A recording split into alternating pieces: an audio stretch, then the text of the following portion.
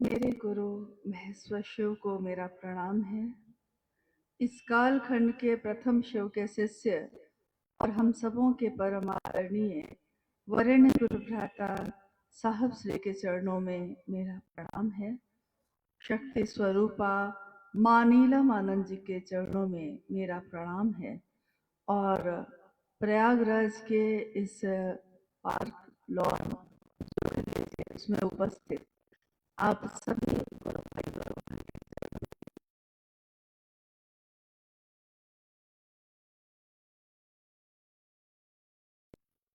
का सौभाग्य है कि उत्तर प्रदेश के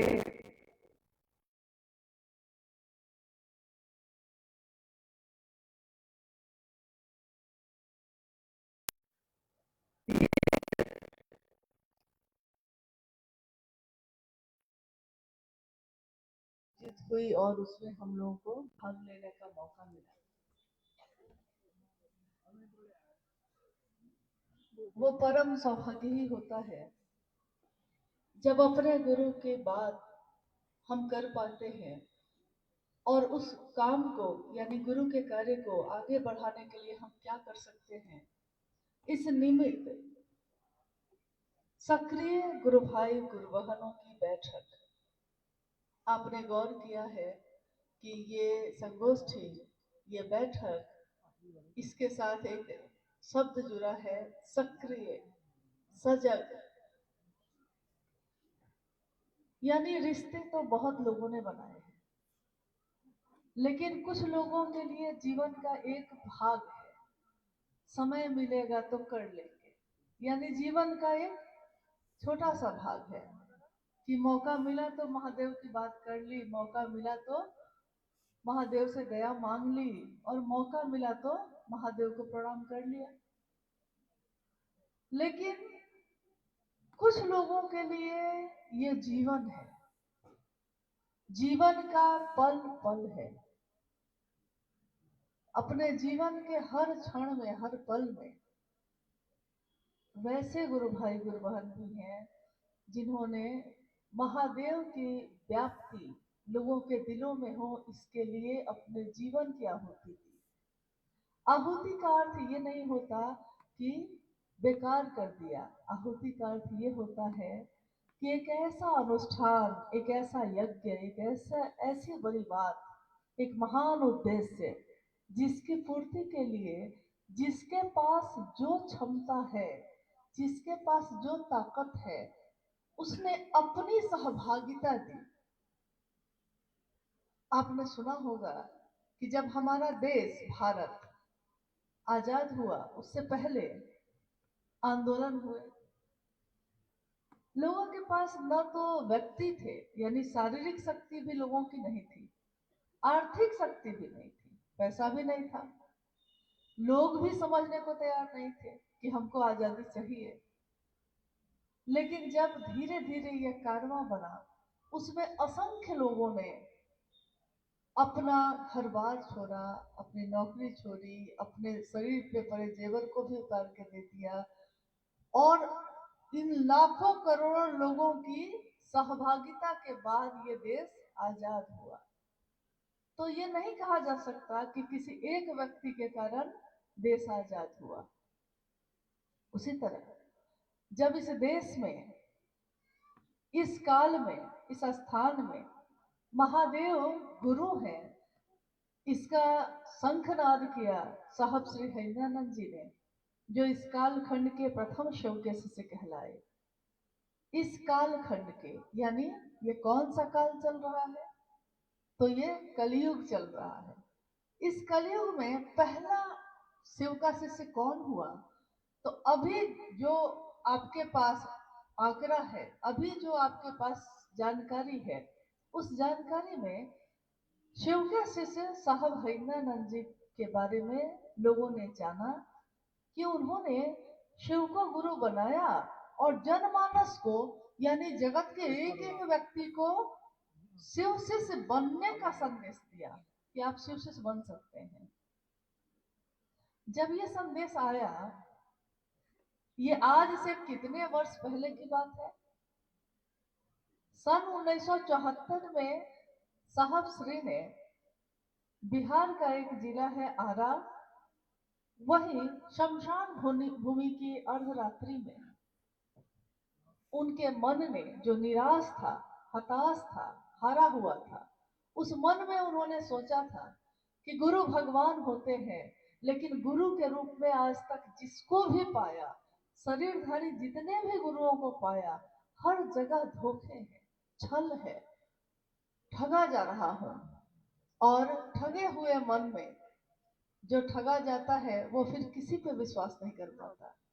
एक बार अगर कोई आपको ठग ले तो आप दूसरे किसी पे भी विश्वास करने से पहले सोचने लगते हैं, क्या पता ये भी सही होगा कि नहीं, ये भी तो अच्छा लग रहा है, अच्छा होगा कि नहीं। और सोचिए 14 वर्षों तक साहब श्री अनेक लोगों को उन्होंने गुरु बनाया, लेकिन हर जगह ठगे गए, छले गए।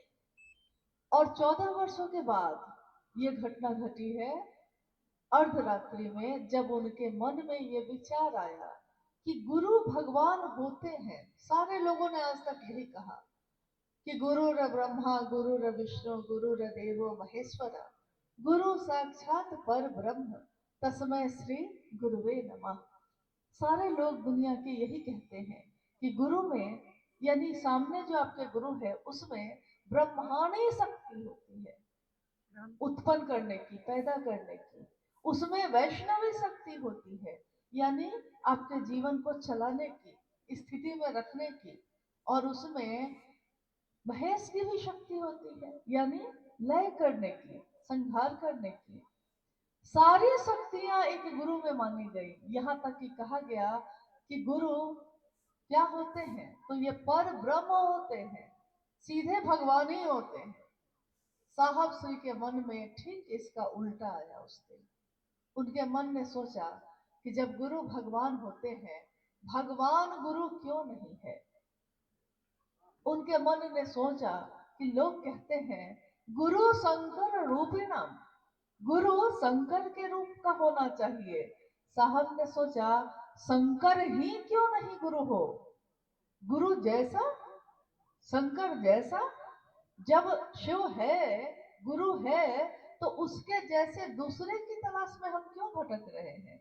और यही सोचकर उन्होंने शिव को ही अपना गुरु बना लिया और ये सोच लिया कि आज से पहले जो भी करता था अब नहीं करूंगा। 3 शर्तें उस दिन उन्होंने अपने गुरु से बनाई। गुरु के शर्त पे शिष्य होता है, लेकिन उस दिन शिष्य ने गुरु के लिए शर्त बनाई, आप जो तस्वीर में दिखते हैं वैसे उतर के आइएगा, आपसे कुछ नहीं सीखेंगे। क्यों कहा ऐसा? क्योंकि जो तस्वीर में शिव की रूपरेखा है, जटा है, गले में नाग है, चिता का भस्म है, उस रूप में कुछ शरीरधारी लोग भी आए थे साहब के पास।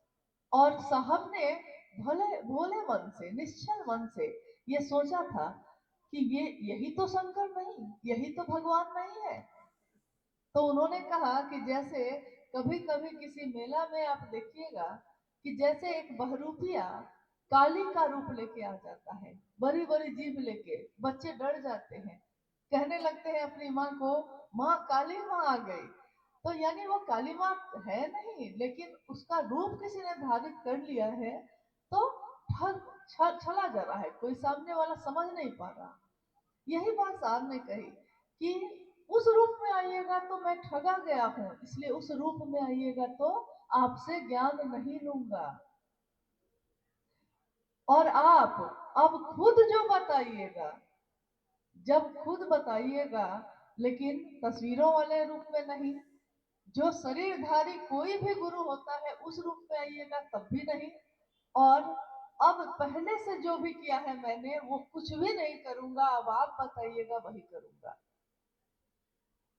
समय बीता, एक विचार था उस दिन, एक सोच थी उनकी, और इस सोच पे वो ठहर गए। अंतर इतना ही हुआ, हम लोग भी सोचते हैं बहुत कुछ, लेकिन हम लोग ठहरते नहीं हैं। अभी सोचिएगा कि जाए क्या, महाकुंभ का मेला लगा है, जाए क्या देखने। दूसरा कहेगा रास्ता अभी पूरा नहीं बना है, आप रुक जाइएगा। तीसरा आगे कहेगा चलिए ना, पैदल तो रास्ता है ना, आप फिर से चल पड़िएगा। यानी आपने भी बहुत चीजों का विचार किया है, लेकिन उस विचार पे आप ठहरते नहीं। ठहर जाइए तो वो गहरा हो जाता है, और गहरा होता है तो एक दिन जो विचार था, एक दिन जो सोच थी, वो भाव में बदल जाता है। साहब श्री के साथ भी ऐसा ही हुआ। जिस सोच पे वो खड़े हुए, एक दिन वो इतना गहरा हुआ कि उस सोच ने उनके मन में शिष्य का भाव ही पैदा कर दिया। और उसके ठीक एक वर्ष के बाद, 1974 के ठीक एक वर्ष बाद, सन 1975 में साविधि विधि के साथ नमो शिवाय का प्रवेश उनके जीवन में हुआ है। आपने अभी सुना भी है थोड़ी देर पहले भी, और आप जानते भी हैं, क्योंकि आपने साहब और दीदी के जीवन के बारे में जरूर पूछा होगा किसी न किसी से। जब हम लोग आए तो भाई परमेश्वर जी आपसे बात कर रहे थे, वो अपने अनुभूति बता रहे थे। उन्होंने कहा कि जिस दिन मैंने सुना ये, तो मैं सिंहेश्वर भी गया ये पता करने कि सचमुच में ये घटना हुई थी कि नहीं। क्या सचमुच में उस समय जो मजिस्ट्रेट थे साहब हरिंदानंद जी इस मंदिर में आए थे? महादेव को 50 रसगुल्ले के प्रसाद को चढ़ाया था उन्होंने, और क्या महादेव की दया से वो प्रसाद चढ़ गया था? और जब चढ़ गया था तो उस समय कौन कौन लोग थे जिन्होंने इन आंखों से देखा था? तो उन्होंने उन लोगों को ढूंढा। गवाही चाहिए, हमको आपको भी गवाही चाहिए। तो हम लोग गवाह खोजते हैं कि सच है कि नहीं, क्योंकि मानव का मन है तुरंत विश्वास नहीं करता, गलत चीजों पे तुरंत करता है। और अगर ईश्वर की बात करिए, अगर ईश्वर की तरफ चलने की बात कीजिए, तो मन में संशय पैदा होता है। कारण क्या है कि ईश्वर का रूप लेकर लोगों ने बहुत छल किए हैं, तो ईश्वर पर से भी विश्वास थोड़ा उठ जाता है। चलिए, ये घटनाएं घटती गई हैं, आप जानते हैं। तीनों सूत्र आए, पहले ये घटना हुई, नमः शिवाय शिव का प्राण मंत्र साहब के सांसों पे आया। फिर कुछ समय बीता, मधेपुरा से पटना जाने के क्रम में जब वो बेगूसराय में रुके तो आकाशवाणी हुई। आकाशवाणी यानी एक ऐसी वाणी, एक ऐसी आवाज जो जिसके लिए कही जाती है सिर्फ उसी को सुनाई देती है। हम सब अगर वहां बैठे होते तब भी हमको नहीं सुनाई देती, क्योंकि जिसके लिए ये आती है आवाज, सुनाई संदेश उसी को देता है ये। उस दिन भी ऐसा ही हुआ। साहब को ये आवाज सुनाई दी, तुम क्या करते हो? उन्होंने कहा, मैं शिवसी से बनाता हूँ। करने के लिए क्या कहते हो? आवाज ने ये जो कुछ देर की बातचीत हुई उसमें ये बात हुई कि तुम जो करते हो वो दूसरों को करने के लिए नहीं कहते हो। साहब श्री को लगा कि मुझको ये झूठा कह रहा है। उन्होंने कहा कि मैं जो करता हूँ वही करने के लिए कहता हूँ। आवाज आई, असत्य बोलते हो। साहब को लगा कि ये कहता है कि झूठ बोलते हैं, असत्य मतलब झूठ। तो उन्होंने कहा, मैं झूठ नहीं बोलता। आवाज ने कहा कि करने के लिए क्या कहते हो? तो उन्होंने कहा कि करने के लिए, सोचने लगे कि बोलता तो हूं मैं कि महादेव को गुरु मानो, लेकिन करने के लिए तो मैं साधना और मंत्रों का जप बताता हूँ। लेकिन ये तो मैं नहीं कहता, मैं खुद दूसरों को शिव से जोड़ता हूँ, लेकिन जिसको जोड़ता हूँ उसको ये नहीं कहता कि ये काम तुम भी कर सकते हो। गुरु के आदेश में बल होता है। गुरु जो आदेश दे देते हैं उसी में उनकी ताकत काम करने लगती है। और उस दिन गुरु का आदेश यही आया कि जो तुम करते हो दूसरों को करने के लिए कहना। फिर 1980 के दशक की बात है ये। सोचिए तो आज से कितने साल पहले। आज है 2024, और 1982 में उन्होंने पहली बार कमरे से बाहर शिव की चर्चा शुरू की मधेपुरा में। 40 साल लगभग हो गए, 40 साल से भी ज्यादा इस बात को हो चुके हैं। जब उन्होंने लोगों से, क्योंकि इस बात को हमको समझना जरूरी है, हम सभी शिव के शिष्य हैं, और हम जाकर गांव में, शहर में, हर जगह अपने गुरु के नाम का दिया जलाते हैं, अपने गुरु के नाम का बिया रोपते हैं किसी के हृदय में, ताकि उसके अंदर भी शिव भाव जग जाए। शिष्य का भाव प्रकट हो जाए। हमको यह जानना जरूरी है कि साहब के जीवन में जब ये सारी घटनाएं हुई तो क्या उस समय साहब ने अपना नाम हर जगह लिखना शुरू कर दिया था? क्या लोगों को ये पता था कि ये बात कहने वाले कौन है? तो आइए हम लोग उस दिन की से ये बात शुरू करते हैं। 1982 के दशक में जब साहब ने 1980 के दशक में सन 1982 में उन्होंने मधेपुरा में पहली बार शिव की बात दूसरों से करनी शुरू की।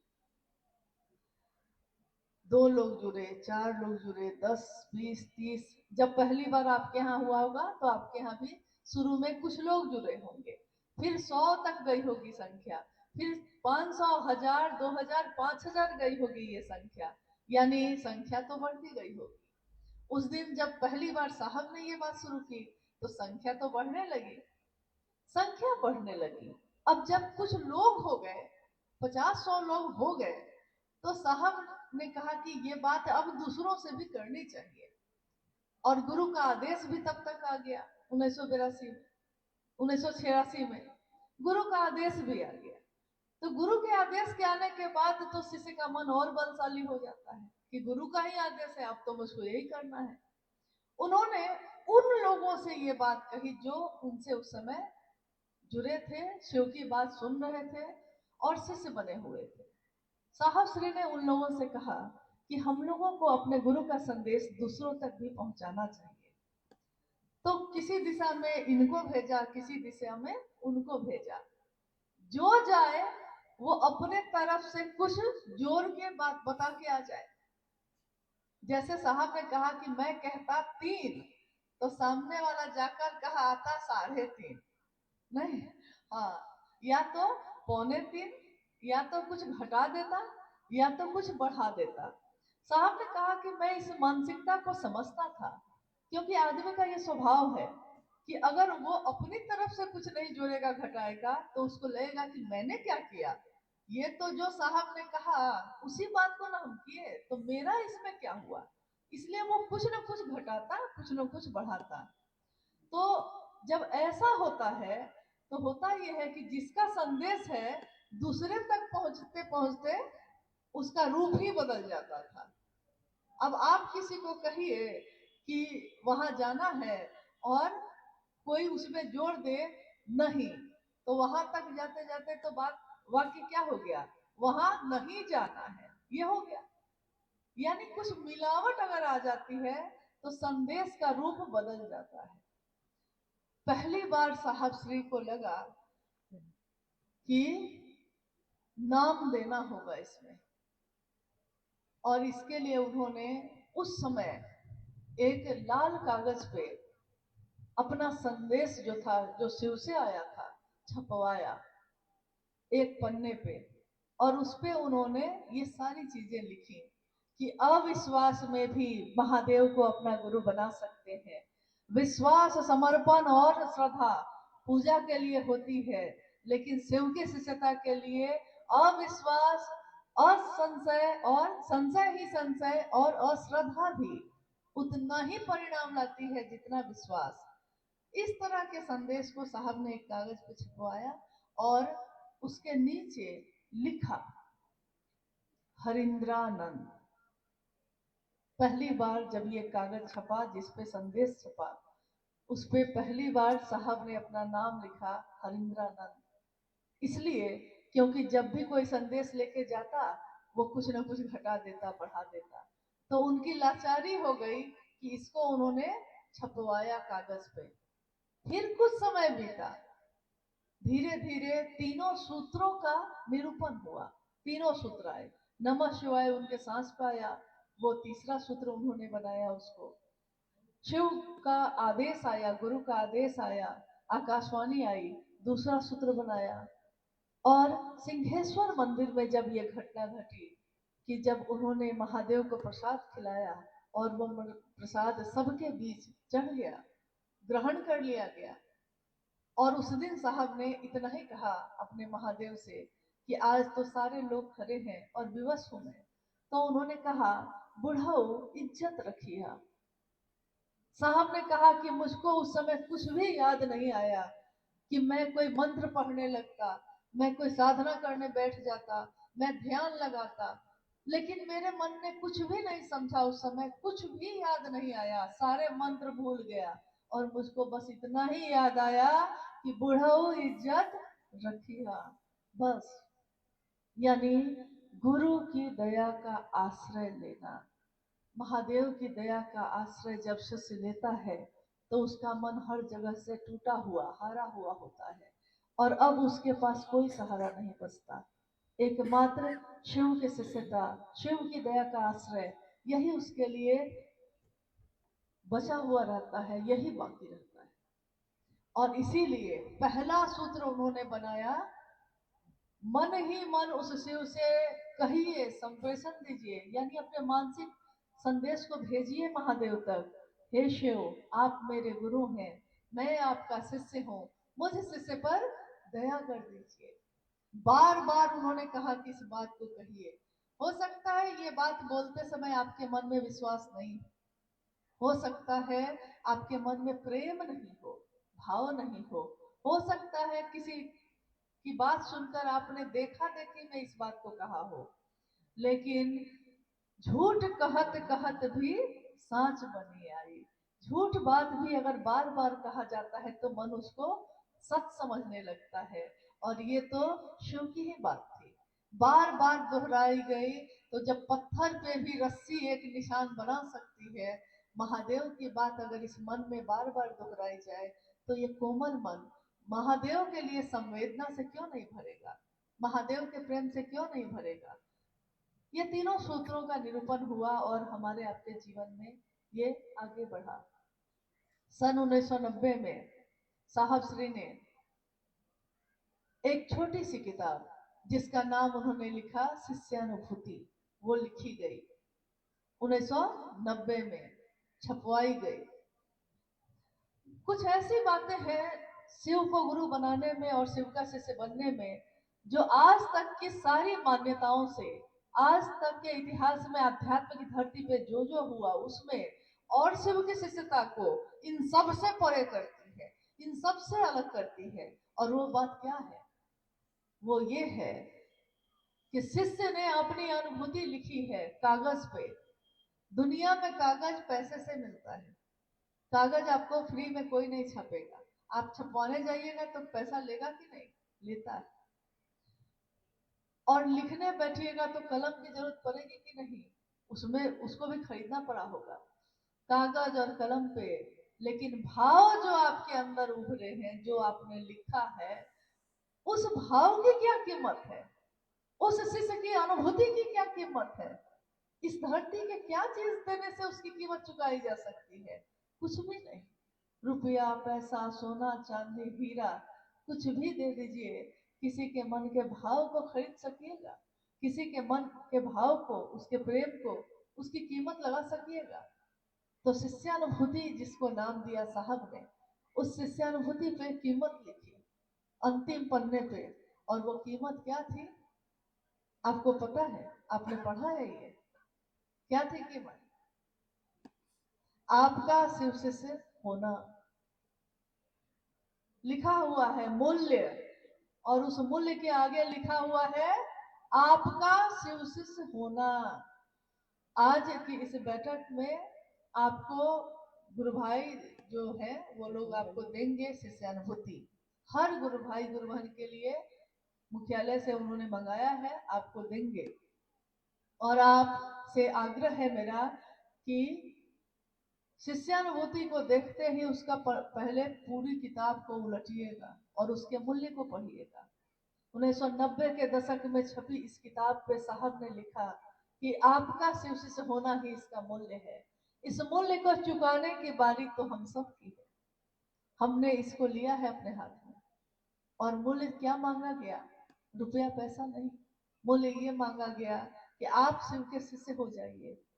आज तक इस धरती पे किसी ने ये नहीं चाहा। जितनी किताबें छपी, चाहे ग्रंथ छपे, कुछ भी छपा, शास्त्र छपे, पुराण छपे, सब पे कोई ना कोई कीमत पैसे की लिखी है। शिष्यानुभूति सबसे अलग, उसमें लिखी है कीमत आपका शिव शिष्य होना। शिव की कथा का प्रचलन था, शिव की कथाओं का आयोजन होता था, शिव पुराण की कथा, शिवांग, शिव शिव शक्ति की बात कही जाती थी। लेकिन शिव की चर्चा, शिव की चर्चा, ये शब्द तो कभी आया ही नहीं। शिव की चर्चा यानी शिव की बात, शिव की चर्चा परिचर्चा में बदल जाती है, तब शिव की चर्चा सार्थक होती है। शिव की चर्चा परिचर्चा में कब बदलती है? जब जब बोलता है सामने वाले के मन में वो प्रवेश करती है, जो सुनता है वो बोलने वाले के मन से अपने मन को मिलाता है। और उन सबका मन किससे मिला है? तो उन सबका मन उस महादेव से मिला है। हम शिव शिष्यों की सभा जैसे अभी है, ये सभा ही तो है। हम सभी शिव शिष्यों की सभा, हमारी सहभागिता, हमारे कार्यक्रम या हमारे साप्ताहिक चर्चा, कोई भी कार्यक्रम, कोई भी आयोजन जब होते हैं तो उस सभा में बात किसकी होती है? शिव की। सबके हृदय में भाव किसके लिए जगता है? शिव के लिए। ये ऊर्जा का संचरण जो होता है, एक हृदय से दूसरे हृदय में जाना, ये किसके नाम का होता है? ये शिव के नाम का होता है।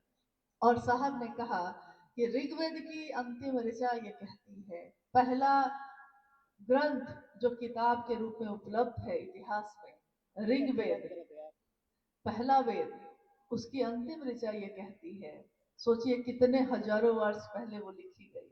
ये कहती है, हम सब की सभा एक हो, हमारे मन में जो भाव संचरित होते हैं उस भाव में शक्ति एक ही हो। ये जो इच्छा हुई है उस ईश्वर की, उसकी ज्ञान और क्रिया करने की शक्ति एक हो, और हम सबका उद्देश्य एक हो, हमारी आहुति एक हो। जिस तरफ उत्तर पूर्व के देवता अपने अपने भाग को बांट लेते थे समधुर संबंध, मधुर संबंध के साथ, सौहार्द के साथ, वैसे ही शिव की शिष्यता में साहब ने कहा कि हम सबकी गुरु एक है, हम सबकी सभा एक है, हमारी शिव की चर्चा करने की बात एक है, तीन सूत्र एक है, चलने का रास्ता एक है, और चलने वाले लोगों के मन के भाव भी एक है। तब फिर एक दूसरे से दुराव क्यों है? एक दूसरे से शिकायत क्यों है? अगर मंजिल पता हो तो रास्ते में हजारों लोग चलते हैं, लेकिन हजारों लोग के साथ चलते हुए भी आप अपनी मंजिल को नहीं भूलते और ना तो उसमें फंसते हैं। अभी आप यहाँ आए, अपने अपने घर से आए होंगे, सबका घर अलग अलग है, मेरा भी अलग है, आपका भी अलग है। आज की इस यात्रा की मंजिल हम लोग की क्या थी? इस शरीर से आना था यहाँ। हम भी अपने घर से आए, आप सब भी अपने अपने घर से आए, लेकिन आप घर से चले भी होंगे, हम भी चले होंगे, तो हमारे मन में क्या भाव था? महादेव की बात के लिए जा रहे हैं, महादेव के काम के लिए जा रहे हैं। हम भी यही कहते हैं, आप भी यही कहते हैं, हम यहाँ आए भी इसी बात के लिए, लौटेंगे तब भी यही भाव हृदय में लेके जाएंगे, आप भी यही लेके जाइएगा। सब अलग अलग अपनी अपनी यात्रा में आए और सब अपनी यात्रा में लौटेंगे, एक साथ एक जगह जुटे हैं, लेकिन आए भी तो अपनी यात्रा, गए भी तो अपनी ही, बैठे हैं तो अपनी यात्रा है हम सब की। भीड़ में रहते हुए हर आदमी ने, हर व्यक्ति ने ये कहा है, हे शिव आप मेरे गुरु हैं, मेरे, आप होंगे सबके, लेकिन जब तक मेरे नहीं हैं हम आपके लिए क्यों कुछ करेंगे? हे शिव आप मेरे गुरु हैं और मैं आपका शिष्य हूँ।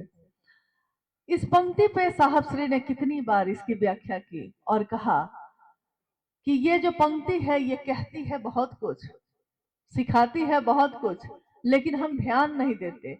हम लोग सोचते हैं सुनने में एक जैसा ही लगता है, हे शिव आप मेरे गुरु हैं, इसमें भारी कौन है? इतने दूर के बात में भारी कौन है? आप मेरी बहन हैं, भारी कौन है? हम, क्योंकि मैं कह रहा हूं कि आप मेरे हैं। तो जब हम ये कहते हैं किसी को कि आप मेरे हैं, तो मेरे मन में उस समय भाव होता है कि आप मेरे हैं मतलब मेरे अनुसार आपको चलना है। लेकिन जैसे ही हम शब्द बदलते हैं और हम कहते हैं मैं आपका हूं, तुरंत भाव बदलते हैं। आप मेरे हैं तो मेरे अनुसार चलना है आपको, और मैं आपका हूं मतलब अब आपका आदेश के अनुसार हम चलेंगे। हे शिव, आप मेरे गुरु हैं। और तुरंत शिष्य कहता है, मैं आपका शिष्य हूँ। यानी अब गुरु का जो आदेश है उसके अनुसार शिष्य चलेगा। और दया गुरु किस पे करेंगे? तो शिष्य पे करेंगे। पति किसी का कौन होगा? जो पत्नी होगी उसकी। जो पत्नी का भाव दे रही है उसी का ना पति होगा। जो पुत्र का भाव दे रहा है उसी की ना माता होगी। माँ का भाव तो उसी को मिलेगा जो पुत्र के भाव में खड़ा होगा। पुत्र है और पुत्र का भाव भूल गया है, तो माँ का भाव इधर से जा रहा है। माता कभी कुमाता नहीं होती, माँ का भाव जा रहा है, लेकिन पुत्र का भाव ही सो गया। तो जा जो रहा है वो जाएगा कहाँ? किसके पास? गुरु भाव, शिव की अनुग्रह शक्ति। यानी शिव की, जीव से शिव बनाने की जो शक्ति है गुरु भाव कहलाती है। अनुग्रह शक्ति गुरु भाव कहलाती है। गुरु भाव सतत प्रवाहित है। शिव के साथ ये तो चल ही रहा है, दया चल रही है, लेकिन इधर शिष्य भाव ही जागृत नहीं होगा तो गुरु की दया आएगी किसके पास? शिष्य भाव होना चाहिए ना। तो शिष्य भाव के जागरण के लिए, स्व स्फूर्त जागरण के लिए पहला सूत्र है। यानी आपके दिल में ये जग जाए कि शिव मेरा है, बार बार जगे, ये शिव मेरा है, मैं इसका हूं, मुझको करना है। तो ये पहला सूत्र उसके लिए नींव का काम करता है। आज सबके हाथ में मोबाइल फोन है। आपके भी हाथ में होगा, सबके पास है। नहीं, आपके पास नहीं है? वाह, बड़े आश्चर्य की बात है, बहुत सुखी इंसान है। खैर, सबके पास मोबाइल है। अच्छा, आप लोगों के पास है, ठीक है। एक बात बताइए, आज का जो मोबाइल है उसमें रेडियो भी बजता है, यानी गाना भी सुन सकते हैं ना। यूट्यूब पे गाना सुन लीजिए। उससे फोटो खींचना चाहिए तो कैमरा के बदला में फोटो भी खींच सकते हैं। वीडियो कैमरा के बदले में वीडियो भी कर सकते हैं। नहीं, किसी को संदेश चिट्ठी भेजना हो तो उसके लिए भी आप कागज की या डाकिया की जरूरत नहीं है। मोबाइल से या तो फोन कर लीजिए या मैसेज भेज दीजिए या फिर वॉइस यानी बोल के भेज दीजिए। एक मोबाइल में सब कुछ आप कर सकते हैं, लेकिन जिसने आपको दिया उसमें पासवर्ड लगा हुआ है। आपके हाथ में मोबाइल फोन गया है, लेकिन उस मोबाइल फोन में पासवर्ड लगा हुआ है। पासवर्ड आपको नहीं मालूम। अब उस मोबाइल से आप सब कुछ कर सकते थे, लेकिन पासवर्ड नहीं मालूम है, तो क्या कर पाइएगा बताइए? और पासवर्ड मालूम होगा तो क्या क्या कर सकिएगा? जितनी चीजें हैं सब कर सकिएगा। शिव शिष्यता का पासवर्ड क्या है? मतलब इस रास्ते पे आगे बढ़ने के लिए सारे दरवाजे खुलते चले जाएं, अध्यात्म कुछ सब कुछ समझ में आ जाए, शिव की दया हम में उतर जाए, इसके लिए साहब ने कहा कि शिष्यता में भी पासवर्ड है बाबू। और बिना उसको खोले हुए आगे बढ़ोगे तो शिव की चर्चा मस्तिष्क की उपज होगी। यानी दिमाग से आपने सुंदर सुंदर बात कही है, लेकिन आपके दिल से वो बात नहीं निकली है। तो शिव की चर्चा अगर मस्तिष्क से निकलेगी तो वो सिर्फ सुंदर संभाषण होगी, लेकिन अगर हृदय से निकलेगी तो दूसरे के दिल तक पहुंचेगी, उसके हृदय में प्रवेश करेगी, क्योंकि यह दिल का मामला है। पहला सूत्र ही उन्होंने कहा, शिव से दया मांगना। शिव की दया हो तो क्या नहीं उपलब्ध है आपको। शिव की दया हो तो किम न सिद्धते भूतले। उस शिव की दया से आपको दुनिया में आप क्या चाहते हैं, भोग मोक्ष क्या चाहते हैं, सब कुछ उपलब्ध है। लेकिन इसका पासवर्ड है शिव से दया मांगना। शिव से दया नहीं मांगेंगे तो आगे का रास्ता, आगे मोबाइल और फोन और वीडियो नहीं हो सकेगा। तो इसीलिए उन्होंने कहा कि ये नींव है और इस नींव पे ही ये इमारत खड़ी होती है। नींव अगर मजबूत होगी, इमारत मजबूत होगी, और नींव कमजोर तो उस पर जो दीवारें आपने खड़ी की हैं कुछ समय के बाद वो गिर जाती हैं। आपने देखा होगा कुछ गुरु भाई गुरु बहन हम लोग के बीच ऐसे होते ही हैं जो सालों से शिव को अपना गुरु बना के चले, बहुत अच्छा काम किए, खूब महादेव की बात किए, और कुछ समय के बाद सो गए। कुछ समय के बाद आप कहते हैं अमुक गुरु भाई बड़ा चलते थे, अब एकदम नहीं जाते हैं महादेव के काम में।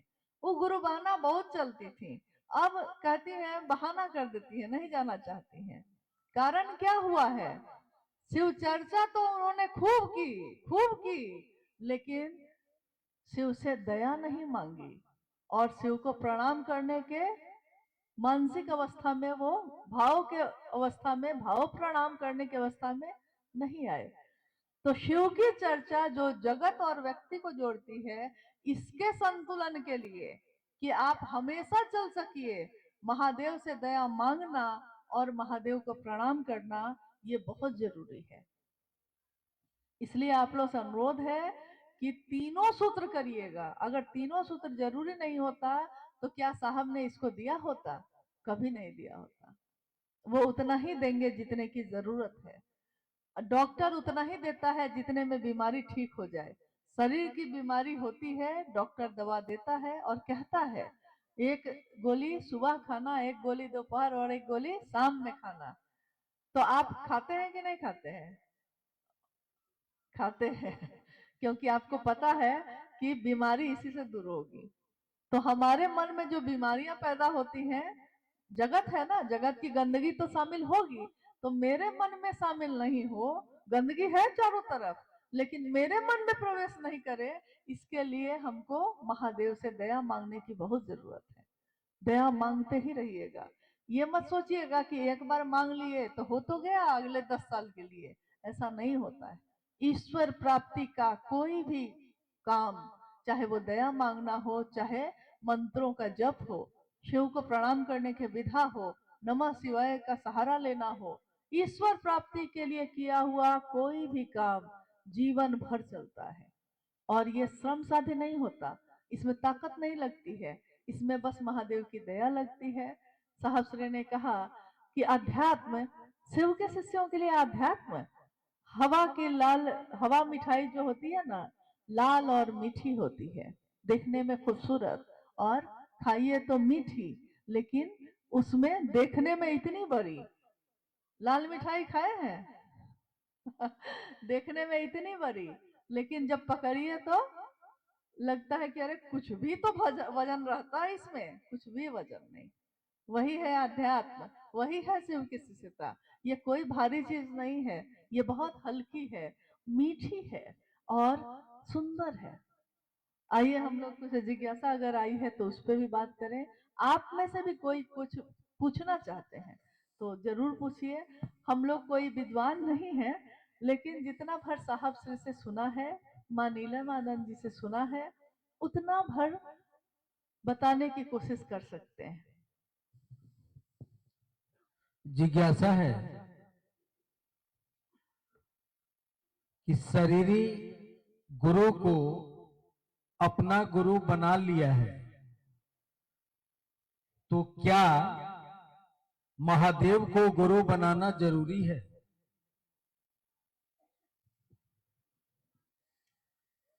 आपने जिज्ञासा सुनी है। शरीरी गुरु को अगर किसी ने गुरु बना लिया है, तो क्या शिव को गुरु बनाना जरूरी है? मतलब इतना में अगर काम चल जा रहा है तो उतना क्यों करे, कहने का यही ना अर्थ है। शरीरी गुरु यानी शरीर में है आज, जो शरीर में आया है वो शरीर से जाएगा। तब भी हमारे देश में और विश्व में गुरु और शिष्य परंपरा में शरीर का खत्म हो जाना भी अगर होता है, शरीर अगर खत्म हो भी गया है, तब भी गुरु और शिष्य परंपरा चलती रही है।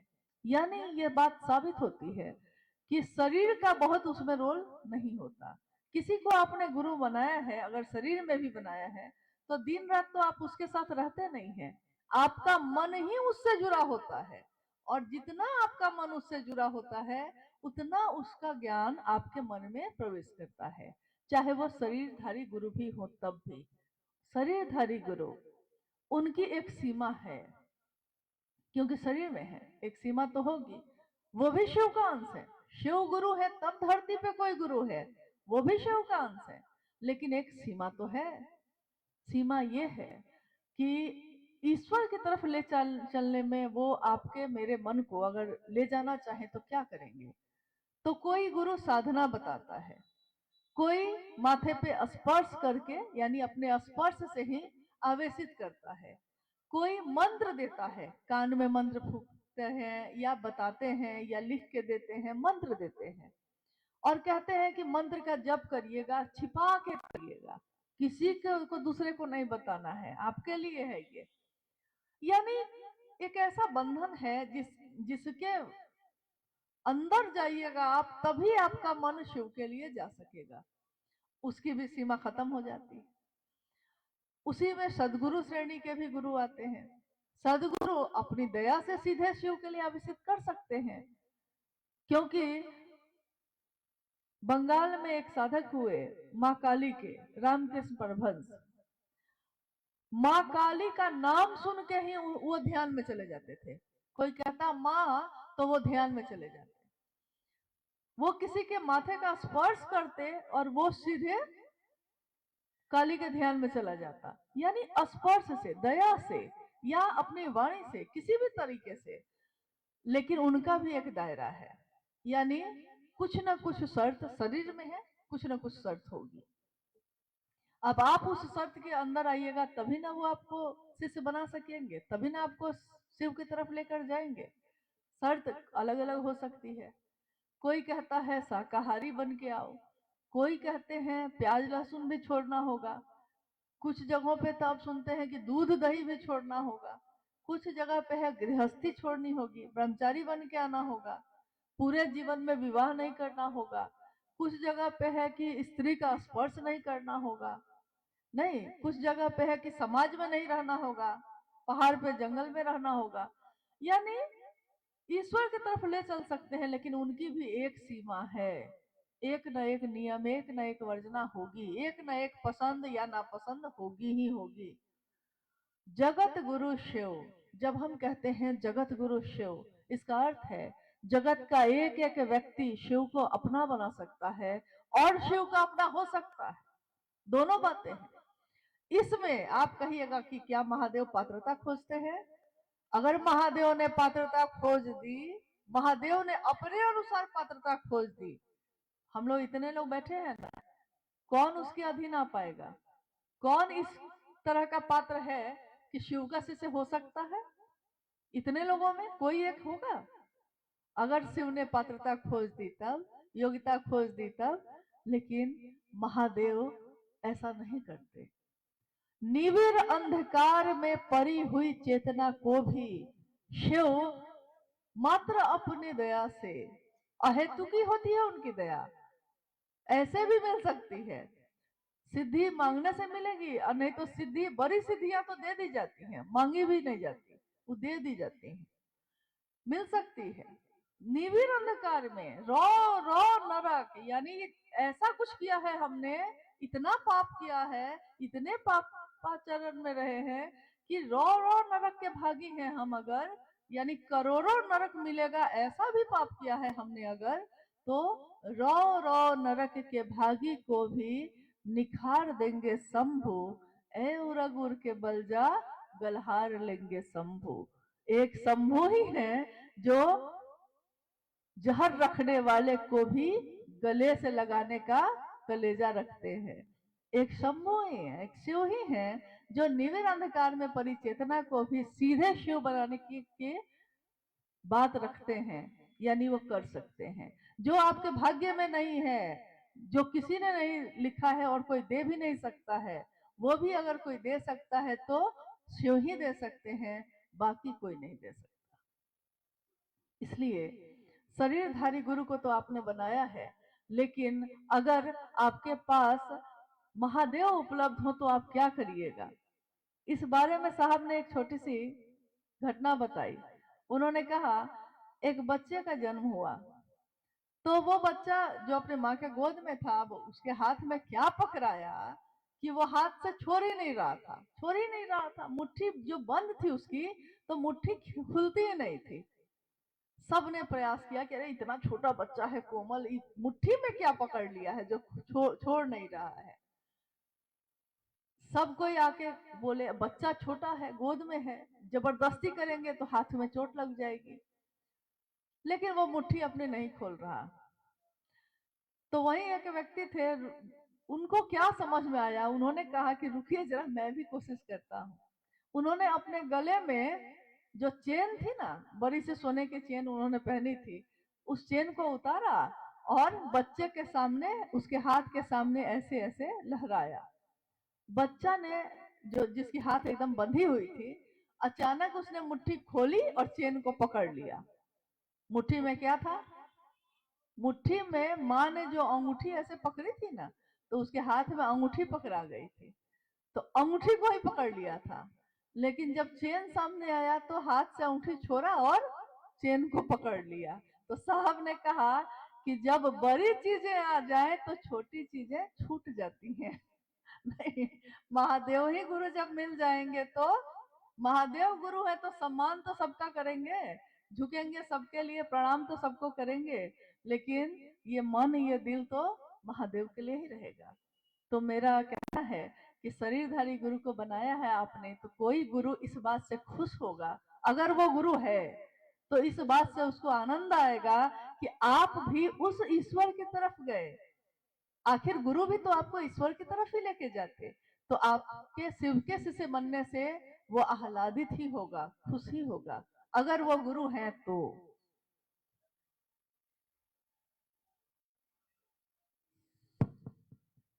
दूसरी जिज्ञासा है, शिव शिष्यों का स्पष्ट प्रयोजन है कि स्वयं यथार्थ में शिव शिष्यता को धारित करें और लोगों को शिव गुरु के आश्रय में जाने हेतु प्रेरित करें।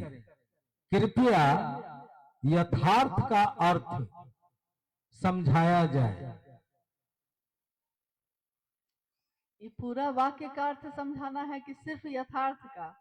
तो यथार्थ का अर्थ तो होता है सचमुच में, सचमुच में जो हो जाए, केवल बोली में नहीं हो।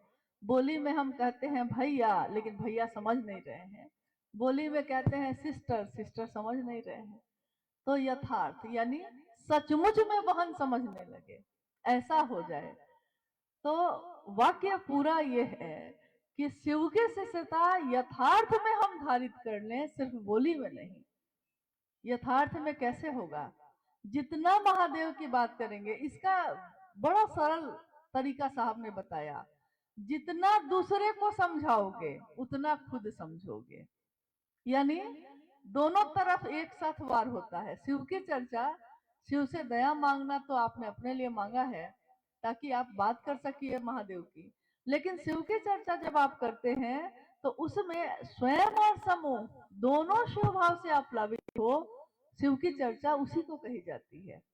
तो इसमें यथार्थ में हम बन सके, इसके लिए दूसरे को समझाइए और खुद समझिए।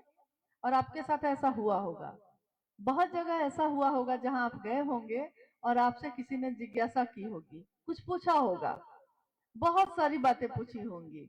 आप कहे होंगे कि नमः शिवाय से प्रणाम कीजिए, तो उसने कहा होगा क्यों, हम ओम नमः शिवाय से क्यों नहीं करें?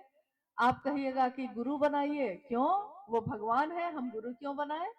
और आपने महादेव से दया मांगकर पूछने वाले के हर जिज्ञासा का उत्तर दे दिया होगा।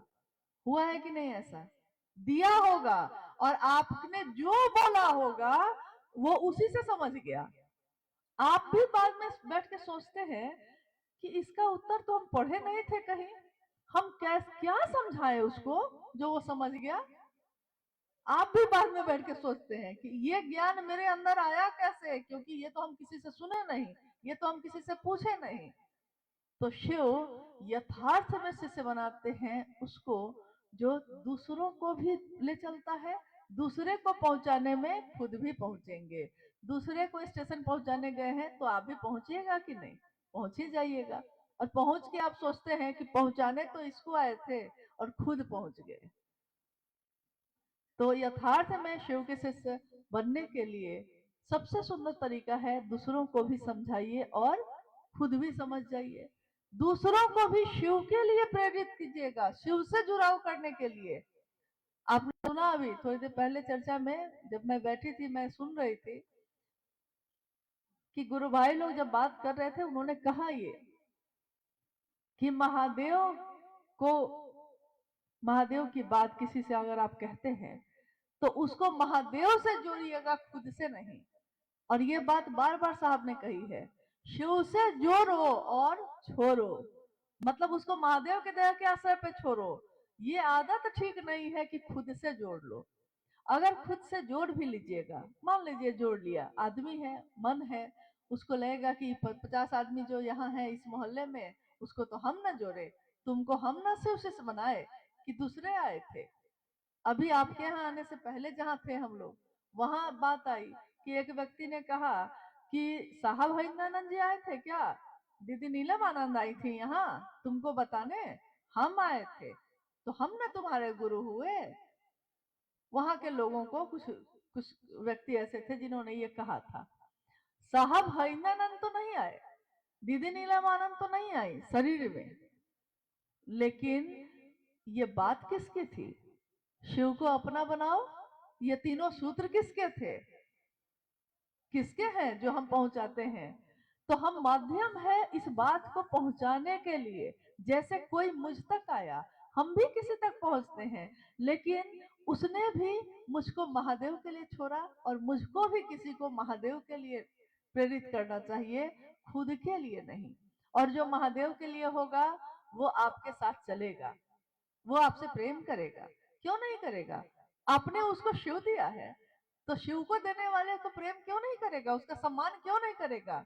10 साल बाद भी अगर किसी से कोई पूछेगा उससे कि आपको शिव से किसने बनाया था, तो क्या उसके मुंह से यह नहीं निकलेगा कि अमुक भैया ने बनाया था? निकलेगा, उसका मन कृतज्ञ होगा। लेकिन हमारा कर्तव्य यह है, शिव शिष्यों का अलौकिक उद्देश्य एकमात्र यही है कि वो स्वयं में शिव की शिष्यता यथार्थ में धारित करें और दूसरों को शिव गुरु की तरफ चलने की प्रेरणा दें, प्रेरित करें, बस इतना ही। और इसका परिणाम है, जो आपने दूसरे के लिए किया है उसका परिणाम आपको भी मिलेगा।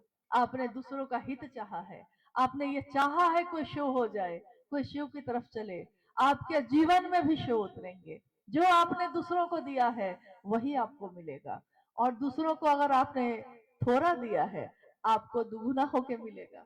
ये तो अध्यात्म का आज से नहीं, हजारों साल से गुरु रहस्य है। जो दिया है वो मिलेगा ही मिलेगा। एक जिज्ञासा है, प्रतिवर्ष संगम तट पर कुंभ मेला में संस्था का कैंप लगता है। क्या हमें मेला के उस कैंप में जाना चाहिए या व्यक्तिगत रूप से मेला में घोषणा करके वापस चले आना चाहिए? कृपया मार्गदर्शन दिया जाए। किस संस्था को क्या लगता है? संस्था संस्था का कैंप कुंभ मेला ठीक में। है, ठीक है। देखिए, जब रांची में साहब के पास यहाँ के कुछ गुरु भाई गुरु बहन गए, बहुत साल हो गए, कुछ साल पहले, और उन्होंने कहा कि इलाहाबाद में कुंभ मेला जो लगता है उसमें हर जगह के लोग अपना अपना संदेश दूसरों में बांटते हैं। हम शिव के शिष्य हैं, हम लोग चाहते हैं साहब कि हम लोग भी अपने महादेव की बात वहाँ, हम लोग का भी बैनर लगे, हम लोग भी महादेव की बात करें, हम लोग भी 3 सूत का काट बांटे लोगों को। तो साहब ने कहा कि एकदम करो। तो उन्होंने कहा कि करना तो हम लोग चाहते हैं, लेकिन जब तक संस्था का लेटर पैड नहीं मिलेगा तो उसमें वो अलॉट नहीं करता है।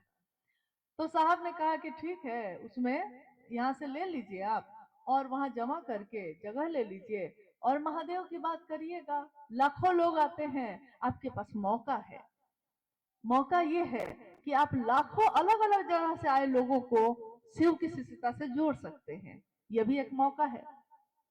गुरु भाई लौट के गए, और उसी साल से कुंभ के मेले में हर साल शिव शिष्यता के प्रसार के लिए हजारों शिव के शिष्य आते हैं। कुछ व्यक्तिगत भी करते हैं, अपना आए हैं गए हैं, लोगों को जोड़े चले गए। लेकिन प्रयागराज में एक बड़ी खूबसूरत बात यह है, ये बड़ी खूबसूरत बात है, अकेले तो सब करते हैं, अकेले में क्या मजा है। अकेले तो परिवार सब बसाते हैं, अकेले में कोई मजा नहीं।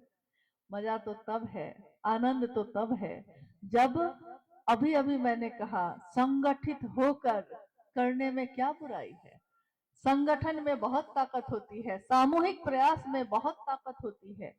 आज अगर ये धरती टिकी है और जागृत है आध्यात्मिक तौर पे, तो इसमें कितने ऐसे ऋषि हुए होंगे जिन्होंने एक साथ सबके कल्याण की कामना की होगी। और शिव के शिष्य अगर अभी जो होना है महाकुंभ, ये महाकुंभ जो इस बार होना है उसके बारे में बहुत विशेष बातें कही गई हैं कि जो 12 साल पे होता है वो महाकुंभ, और 12 साल 12 बार जो 12 महाकुंभ हो चुका रहता है, और तब जो आता है वो है इस बार का। यानी कि 144 वर्ष के बाद ये महाकुंभ इस बार का हो रहा है। सारे लोग अपने अपने उद्देश्य को लेके आएंगे, ये भी सच है। करोड़ों लोगों की आने की संभावना है। आपके पास मौका है, आप अपने महादेव की बात करोड़ों दिलों में स्थापित कर सकते हैं। अकेले करने में बहुत समय लगता है, लेकिन साथ अगर काम को बांट लिया जाए, सामूहिक रूप से मिलकर किया जाए, तो इसी काम को बहुत हल्के तरीके से कर लिया जाता है। 5 आदमी इधर, 5 आदमी इधर, 5 आदमी इधर, और दिन भर हम लोग लोगों से शिव की बात करते हैं, फिर लौट के आते हैं, फिर कल होके यही काम करते हैं। लेकिन जिसको सुविधा है, जो कर सकते हैं, जो समय निकाल सकते हैं, उनको जरूर इसमें शामिल होना चाहिए। जिनको कम समय है, 2-4 घंटे के लिए कर सकते हैं, तो वो जहां आप धरती पे जहां आप हैं वहां अपने महादेव की बात कर सकते हैं। वो महाकुंभ में हो या किसी बहुत दूर के गांव में हो, महादेव की ही बात है ना हर जगह, कहीं भी तो महादेव की बात है। अब रही बात संस्था की, तो संस्था का स्टॉल लगता है, इसलिए किसी पे कोई मजबूरी आरोपित कभी नहीं की गई। कभी नहीं कहा गया कि आपको ये करना ही होगा, ऐसा नहीं कहा गया। आग्रह किया जाता है कि आप क्या इस अभियान में, इस काम में शामिल होना चाहते हैं। आपकी इच्छा है, आपका अगर मन है कि मेरे गुरु शिव का काम बढ़े, संगठित रूप से बढ़े, तो ये सबसे सुंदर मौका है, आप कर सकते हैं। इसमें कोई ऐसा नहीं है, हाँ आपके पास समय कम है तो आप अकेले भी जाके कर सकते हैं, आपके पास समय नहीं है तो आप मत जाइए, कोई बात नहीं। जिनके पास समय है वो जाएं, अपने घर को भी सुंदर बनाइए, इस दुनिया को भी सुंदर बनाइए। और आध्यात्म के तौर पे तो ये धरती जागृत ही है। इलाहाबाद हम शिव शिष्यों के लिए भी बहुत महत्वपूर्ण है। आप पूछेंगे कि क्यों? सब जगह तो महत्वपूर्ण ही है। इस संगम में मां नीलमानंद जी की अस्थियों का विसर्जन है। इस संगम में हमारे वर्ण गुरु भ्राता की अस्थियों का विसर्जन है।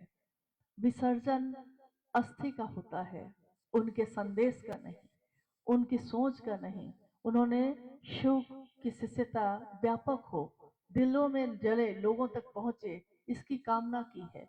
तो साहब की इस कामना को पूरी करने में प्रयागराज के और उसके आसपास के सारे जगह के लोग अपनी सहभागिता दें। इससे सुंदर बात और कुछ भी नहीं हो सकती। और कल रात की जो अनुभूति है हम लोगों की, जब हम लोग यहाँ पहुंचे, आप सोच भी नहीं सकते हैं, अद्भुत ऐसी अनुभूति हुई है। बहुत सारी घटनाएं साहब के जीवन में भी हुई, उन्होंने कुछ किताबों में लिखा भी, और उसके बाद ये लिखा कि ये घटनाएं जो मेरे जीवन की है, आपको पढ़ने में हो सकता है अविश्वसनीय लगेंगी, आपको लगेगा कि विश्वास नहीं हो रहा है, ऐसा कैसे हुआ होगा, विश्वास नहीं होता है, लेकिन ये मेरा अनुभूत सत्य है। आपके टीवी में महादेव नहीं आते हैं तो मैं क्या करूं, मेरे टीवी में तो महादेव आते हैं। तो मेरे साथ तो महादेव की, साहब दीदी की अनुभूति हर पल घटती है। अब आपके साथ घटती है कि नहीं, ये आपका जुड़ाव है। शिव से जैसा जुड़ाव जिसने किया उसकी अनुभूति, साहब दीदी को जिसने अपना माना उसकी अनुभूति, सबकी अपनी अपनी है, इसमें किसी को जबरदस्ती नहीं की जाती, आग्रह किया जाता है। शिव की शिष्यता झुकने की विधा है, मखमल जैसा मुलायम होने की विधा है, ये मन के पिघलने की विधा है। मन पिघलता है, घुल जाता है अपने महादेव के लिए। जितना हम इसमें समय लगाते हैं ये सोचने में, दूसरों की समीक्षा करने में, वैसा क्यों होगा, ऐसा क्यों होगा, उतना अगर हम सकारात्मक हो जाएं, सकारात्मक होकर उस काम को करने में अपना योगदान दें, तो वो काम कितना सुंदर हो सकता है। और मुझको नहीं लगता कि आप में से किसी को इस काम में शामिल होने में दिक्कत है। क्या दिक्कत है किसी को? जितना भर होगा, महादेव का काम निर्बल सामर्थ्य के लोगों ने किया है। यहाँ बड़े बड़े लोग नहीं आए थे महादेव की व्याप्ति करने। जिसके पास खाने को नहीं, जिसके पास झोपड़ी है रहने को नहीं, उसने महादेव का काम किया। तब आज महादेव के काम का ये विस्तार है। वो वैसे लोग नहीं थे जिनकी चकाचौंध थी इस धरती पे, नहीं थी।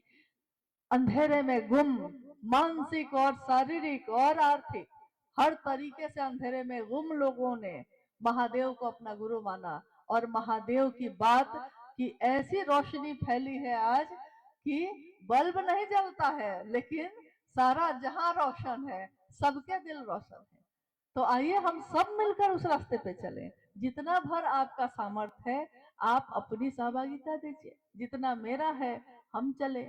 आप 2 घर जा सकते हैं, आप 2 घर जाइए। हम 2 राज्य जा सकते हैं, हम 2 राज्य जाएंगे। जितना जिसका जितनी चाह, बस जिसके पास जितना सामर्थ्य है। एक जिज्ञासा है, शिव गुरु चर्चा के दौरान क्या भजन कीर्तन जरूरी है? लोग क्षेत्रों में भजन कीर्तन के माध्यम से गुरु भाई बहनों से पैसा लेते हैं। शिव गुरु का चर्चा का आयोजन कर पैसा लेते हैं। क्या ये सही है? इसको और सही नहीं है तो इसको कैसे रोका जाए?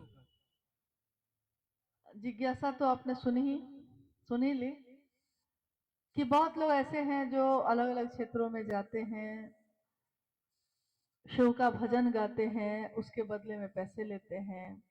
कभी चर्चा करने के लिए भी कोई पैसा लेता है। आप समझा सकते हैं, आप समझा ही सकते हैं और कुछ नहीं कर सकते, क्योंकि उसका भी अपना जीवन है, उसकी अपनी सोच है, उसकी अपनी इच्छा है। आप इतना भर कह सकते हैं कि शिव की परिधि में रह के कोई काम करे शिव का शिष्य, लेकिन समझाने के बाद भी अगर वो ना माने तो आप क्या करिएगा? क्या आप उससे झगड़ा करने जाएंगे, संघर्ष करेंगे, तर्क करेंगे, शास्त्रार्थ करेंगे, क्या करेंगे? समझा भर दीजिए और शेष गुरु शिव है, उन पे छोड़ दीजिए।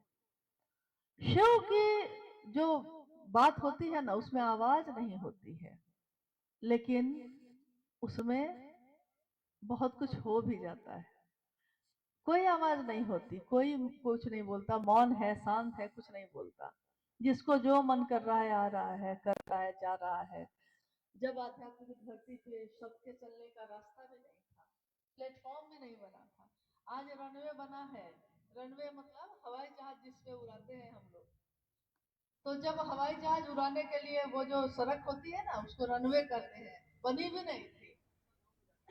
तब कोई बनाने के लिए तो नहीं आया था।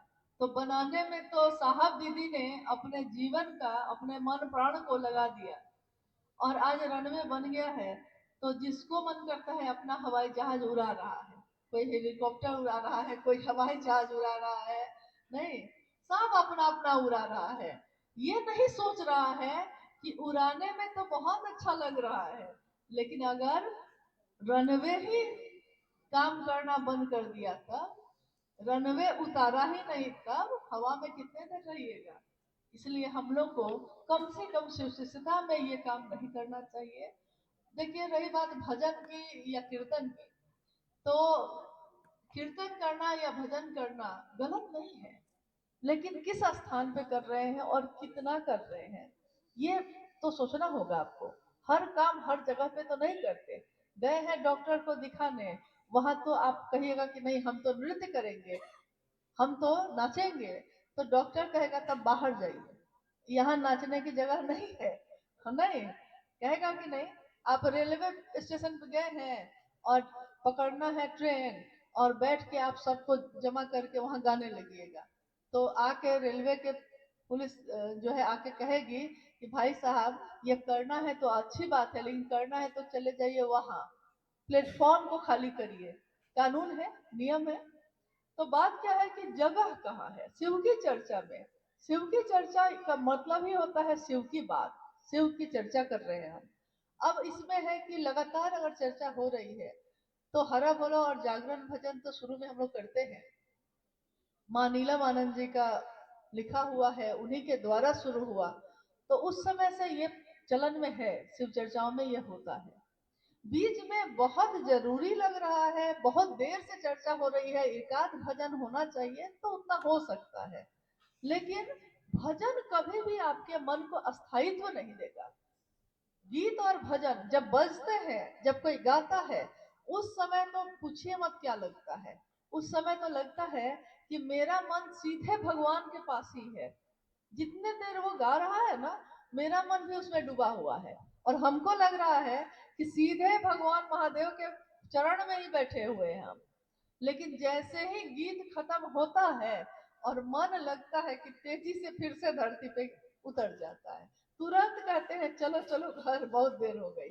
अभी अभी तो मन भगवान के पास था, अभी तुरंत उतर के चला गया। इसी को कहा गया है शमशान का वैराग्य। यानी वैराग्य पैदा होता है, जैसे शमशान में किसी के शरीर को जलता देखिए तो लगेगा कि जीवन में तो कुछ नहीं है, बेकार है, क्यों हाय हाय कर रहे हैं, क्यों हम इतना रुपया पैसा जमीन जायदाद घर परिवार कर रहे हैं, कुछ नहीं रखा है। देखिए तो परिवार के लोग ही तो लाए, जलाए, चले गए, जिलेबी खा रहे हैं बाहर बैठ के।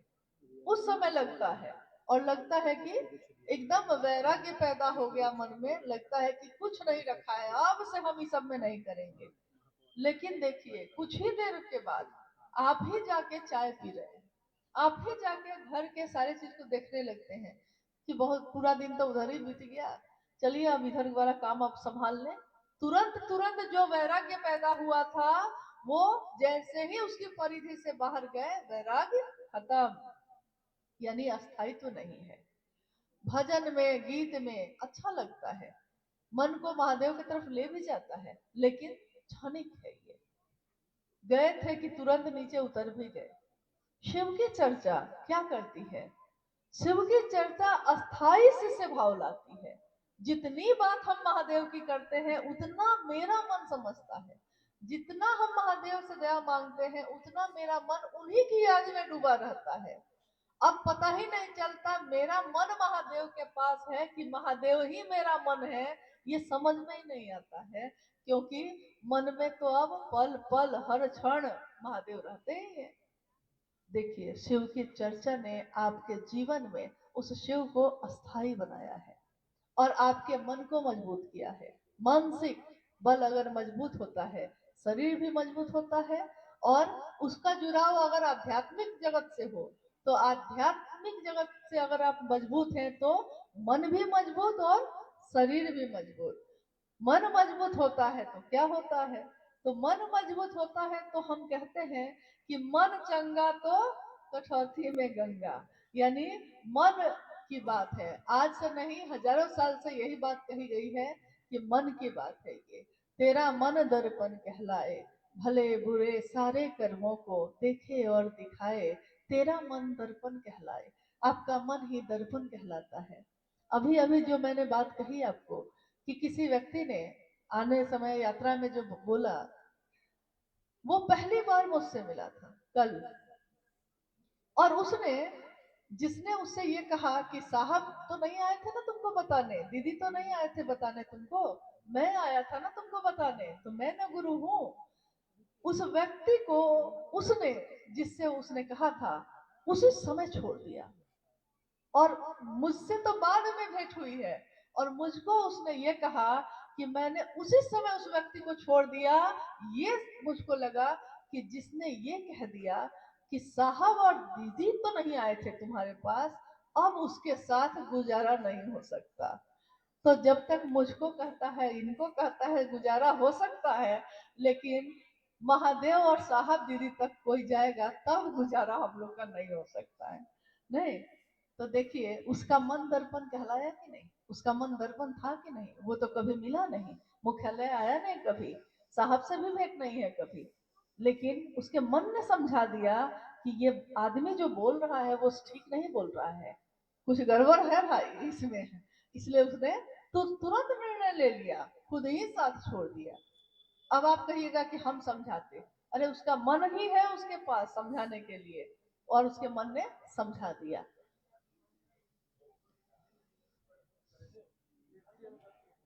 एक अंतिम जिज्ञासा, साहब बोल रहे हैं कि गरीब से गरीब मरुस्थल में रहने वाला व्यक्ति शिव को गुरु मानता है तो वह मेरे कलेजे का टुकड़ा है, उसके और मेरे बीच कोई नहीं है, कृपया इस विषय को समझाइए।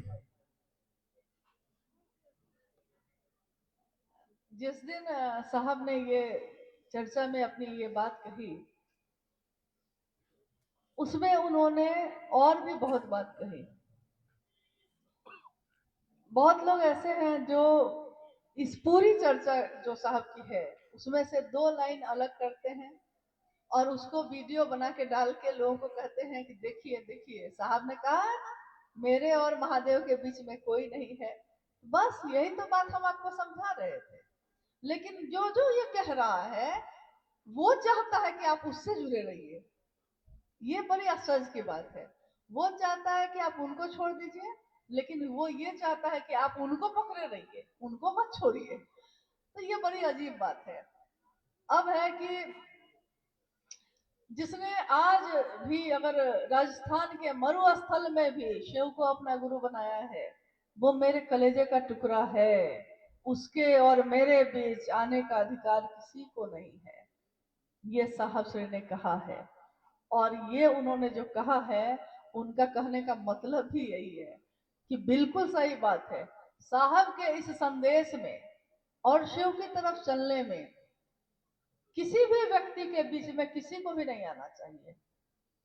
जब भी आपको लगे कि आपके कारण कोई दूसरा महादेव की तरफ चलने से रुक रहा है, हम उसको रास्ता देंगे ना, हम लोग अलग होंगे, आप रास्ता है बढ़िए, क्या दिक्कत है, सबको तो वहीं जाना है, क्या दिक्कत है, हम जोड़ ही लेंगे तो क्या होगा।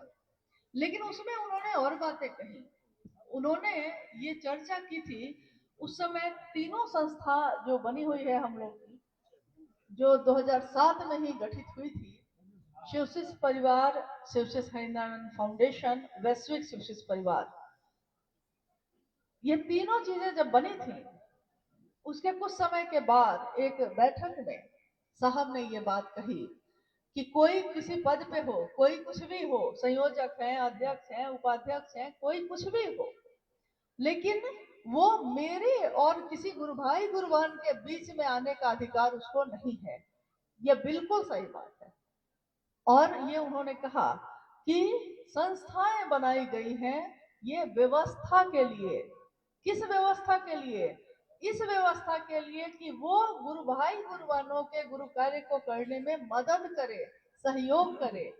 जैसे यहाँ हुआ कि जब आप जाएंगे तो आपको वो अलॉट नहीं करेंगे जगह, क्योंकि वो एक व्यक्ति को अलॉट नहीं करते। हाँ, अगर आपकी संस्था रजिस्टर्ड है तो उसने बड़ी आसानी से कर दिया, क्योंकि सरकार में जिस देश में आप रहते हैं, अब आप कहिएगा कि नहीं हमको इससे क्या मतलब है, तो ये कह सकते हैं आप, लेकिन आप ये उस समय नहीं कहते जब सरकार का ही कानून है कि आधार कार्ड आपको बनवाना पड़ेगा। तो आधार कार्ड देने में आपको कोई दिक्कत होती है? कोई दिक्कत नहीं। कोई पूछता है आधार कार्ड है तो आप तुरंत दिखाते हैं, यानी इस देश के नागरिक हैं आप। इस देश के नागरिक हैं तो इस देश का कानून शरीर में तो चलेगा आपके ऊपर। अध्यात्म की दुनिया में आप जगत स्तर पे घूम आइए, कोई दिक्कत नहीं है, लेकिन शरीर से अगर आप इस देश में घूमेंगे तो देश का कानून आप पे लागू होगा कि नहीं होगा? होगा। ये है व्यवस्था। एक तरफ है दिल का मामला है, इसमें कोई बीच में नहीं आ सकता है, और एक तरफ है व्यवस्था का मामला है, तो इसमें कि शिव की शिष्यता कलंकित ना हो जाए हमारे आपके भूल से। कहीं कहीं कोई कार्यक्रम होते हैं, उसमें लाखों की संख्या में लोग जुट जाते हैं, अगर उनकी सुरक्षा नहीं देखी जाएगी, अगर उनकी व्यवस्था नहीं देखी जाएगी, तो फिर कुछ ना कुछ घटना होने की संभावना बनी रहती है। और भी बहुत सारी चीजें हैं। आप देश में कहीं गए हैं, महादेव की ही बात करने गए हैं, कभी कभी ऐसा हुआ है, महादेव की बात करने आप गए हैं, लेकिन आप चले गए हैं केरल, चले गए हैं तमिलनाडु, अब वो जगह आपके लिए अनजाना है, और वहां के लोगों ने समझा है कि आप पता नहीं क्या करने आए हैं, ये 5 आदमी पता नहीं क्या करने आए हैं, तो उसने पुलिस को बुला लिया, उसने कहा कि पता नहीं ये 5 आदमी क्या करने आए हैं। अब वो जो वहां खड़े हैं वो फोन करते हैं मुख्यालय, और मुख्यालय तुरंत वहां के प्रशासन से संपर्क करता है और बताता है कि अमुक गुरु भाई या अमुक गुरु वाहन जो है हम सबके संगठन में है, मतलब इस संस्था में है, वो इसके सदस्य हैं और सही दिशा में जा रहे हैं, मतलब वो महादेव की बात करने गए हैं, वो कोई दूसरा काम करने नहीं गए हैं। जैसे ही ये बात होती है तो वो तत्काल उनको छोड़ दिया जाता है और वो फिर अपना महादेव का काम करके आते हैं। जहां मदद की जरूरत होती है, संस्था इसलिए बनाई गई कि इसमें रहने वाले लोग, इसको चलाने वाले लोग गुरु भाई गुरु बहनों की मदद करेंगे, शासन नहीं करेंगे। और ना आज तक इस संस्था के लोगों ने किसी पे शासन किया है, लेकिन व्यवस्था जो साहब ने दी है, निर्देश जो साहब श्री के हैं, साहब श्री हिमानंद जी के निर्देश और आदेश के बाहर शिव की शिष्यता क्या है, इस कालखंड में है? क्या आपने जाना था? पहले भी महादेव थे, पहले भी जगत के गुरु थे, पहले भी शिव के शिष्य हुए, लेकिन इस कालखंड में जब हुए हैं तो उनका निर्देश है कुछ चीजें ऐसी जो हमारे आपके सुरक्षा के लिए साहब ने कही। जैसे उन्होंने कहा कि मई और जून के समय में बाहर के जो चर्चाएं, खुली चर्चाएं हैं, मत करिए, क्योंकि लू चलती है उस समय। लोग, आपको तो बहुत अच्छा लगता है, लेकिन लोग जो आते हैं उनको अगर लू लग गई, कुछ हो गया, तो इसका जवाब कौन देगा? इसके लिए आप क्षमा कर पाइएगा खुद को? तो साहब ने कहा कि लू चलती हो तो घरेलू चर्चाएं चलाइए, व्यक्ति व्यक्ति से जुड़ाव करिए, बड़े कार्यक्रम मत करिए। उन्होंने कहा कि पहले कम लोग थे, घर में रहते थे, तो रात में भी चर्चा होती थी। फिर उन्होंने कहा कि संख्या अब बहुत ज्यादा बढ़ गई है और गुरु बहनों की उपस्थिति बहुत ज्यादा होती है उसमें। तो गुरु बहनों की उपस्थिति जहां बहुत ज्यादा होती है, वहां उनकी सुरक्षा और व्यवस्था, क्योंकि घर भी चला रही हैं और महादेव का काम भी कर रही हैं, गुरु भाई जो है वो अपने परिवार को भी देख रहे हैं और महादेव के काम को भी देख रहे हैं, अपने व्यापार को भी देख रहे हैं, अपनी नौकरी को भी देख रहे हैं, तो संतुलन में लेके चलिएगा ना, एक दिन का काम तो नहीं है। उन्होंने कहा कि किसी हाल में दीवा काल में ही कोई भी कार्यक्रम किए जाए, किसी हालत में रात्रि 8 बजे से पहले लोग अपने घरों को लौट जाएं ताकि वो सुरक्षित रहें। अब आप कहिएगा कि हम इस बात को नहीं मानेंगे, तो ये संस्थागत ऐसे निर्देश हैं जो साहब श्री के द्वारा जारी किए गए। इसमें मेरी सुरक्षा है, आपकी सुरक्षा है, आपकी सुरक्षा कौन चाहेगा ये बताइए? आप सुरक्षित रहिए, ये कौन चाहता है? जो आपका अपना होता है। दूसरों को कोई मतलब नहीं कि आप 12 बजे रात में घूम रही हैं, किसी को कोई मतलब नहीं रहेगा, लेकिन जो आपका होगा, अगर वो गुजर रहा हो तो वो उसी समय रुक के कहेगा कि दीदी आप यहाँ क्या कर रही हैं, आसपास माहौल ठीक नहीं है, चलिए चलिए घर पहुंचाते हैं। अपना है वो, आपकी परवाह कर रहा है। शिव की शिष्यता में साहब से अपना कौन है हमारा आपका? उनके निर्देश को मानने में हमको आपको क्या दिक्कत? उन्होंने यही कहा, कोई आयोजन करते हैं तो लोगों से आप सहयोग लेते हैं, उसका आय व्यय का हिसाब कर लीजिए, इससे पारदर्शिता बनी रहती है, इससे लोगों का विश्वास आप पे टिका रहता है कि नहीं ये सही लोग हैं, ये अगर करते भी हैं तो सबके बीच हर बात को रखते हैं, नहीं इसमें क्या गलत है? अगर आप कहेंगे कि नहीं हम नहीं मानेंगे इसको, तो नहीं मानिएगा तो कोई आपका बिगाड़ थोड़ी ही कुछ लेगा। एक बार तो साहब ने कहा ही कि भाई देखो, संस्था ब्लैकलिस्ट करती है किसी को तो उससे डरने की जरूरत नहीं है, संस्था अपना देह बचाएगी। भाई संस्था तो देश के कानून के अनुसार चलेगी, कानून से बाहर आप कुछ भी कीजिएगा तो संस्था कहेगी कि भाई इससे हमको कोई मतलब नहीं है, ये आदमी गलत है, कह देगी। साहब ने कहा कि उससे डर नहीं डरते हैं तो कोई बात नहीं, डरिए उससे कि कहीं महादेव की काली सूची में ना आ जाए हम लोग, महादेव के काम में कोई ऐसा गड़बड़ न कर दे, उससे न डरना चाहिए। तो हाँ, उससे भी डरिए, डरने की बात नहीं है। देखिए, जो महादेव से जुड़ा है वो कभी भी गलत काम नहीं करेगा, और जो साहब और दीदी के संकल्प पे चल रहा है वो उनके दिए हुए निर्देश को मानने में उसको कोई दिक्कत नहीं होती है, खुशी खुशी मानता है, क्या दिक्कत है। हम भी उन्हीं के अधीन हैं, हम भी उसी व्यवस्था के अंग हैं, आप भी उसी व्यवस्था के अंग हैं। सब तो वही है, कोई एक घर को संभालता है, कोई 10 घर को संभालता है, अंतर बस इतना ही है। कोई एक मोहल्ला को संभालता है, कोई पूरे राज्य को संभालता है, अंतर तो इतना ही है, लेकिन काम तो सबका एक ही है। चलिए, आज की ये जो बैठक है, ये संगोष्ठी जो हमारे गुरु शिव को समर्पित है, साहब दीदी को समर्पित है, इसमें आप सब आए हैं, हम लोग को भी मौका मिला बात करने का, और उम्मीद करते हैं कि आज की इस बातचीत से और परिवारजन ही हो हमारा, और हमारा मन जो संशय में है फंसा हुआ उससे मुक्त हो, महादेव की दिशा में हम सब चले। और आने वाला जो ये वक्त है आपका प्रयागराज का, इसमें इस आध्यात्मिक भूमि पे करोड़ों लोगों की उपस्थिति हो रही है, होने वाली है। अध्यात्म का और सामाजिक सौहार्द्रता का अद्भुत मिलन है शिव की शिष्यता। शिव की शिष्यता सबको प्रेम का रास्ता दिखाती है, और ये प्रेम ऐसा है जिसमें शिव से मिलने की बात है, शिव से ऐक्य सुनिश्चित करने की बात है। शिव अपने शिष्यों के मानसिक स्तर पर उतर कर उसका परमात्मा से यानी स्वयं से ऐक्य सुनिश्चित करते हैं।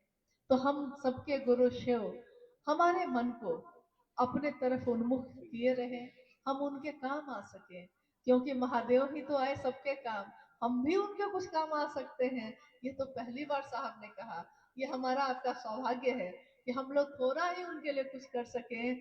गूंज उठ रही है हर तरफ महादेव की, महादेव की। एक महाशिवरात्रि में साहब ने अपने गुरु शिव से कहा, ये जो हरा भोला हरा शिवा की गूंज उठ रही है, मैं शिव का शिष्य हरिंद्रानंद ये चाहता हूँ कि ये गूंज आपकी आपकी शिष्यता की गूंज पूरी धरती पे गूंज उठे। और यही मेरी चाहत है, यही मेरी प्रार्थना है, यही मेरी आकांक्षा है, यही मेरा पाथेय भी है। हम सब साहब के उस संकल्प को याद करें और उस रास्ते पे चलें। माँ की छाया चल ही रही है, साहब का साथ चल ही रहा है, बस हमको आपको बढ़ के कुछ करना है। चलिए, अब हम लोग विदा लेते हैं आप सबों से। हम सबका बड़ा सौभाग्य है, आप सबका जीवन, हम सबका जीवन शिवमय हो, सुखमय हो, आनंद की अनुभूति हो, मन झुके महादेव के लिए, और महादेव के लिए अगर झुके तो सबके लिए झुके, सब में उस महादेव को ही देख सके। इसी प्रार्थना के साथ, इसी कामना के साथ आप सभी के चरणों में प्रणाम।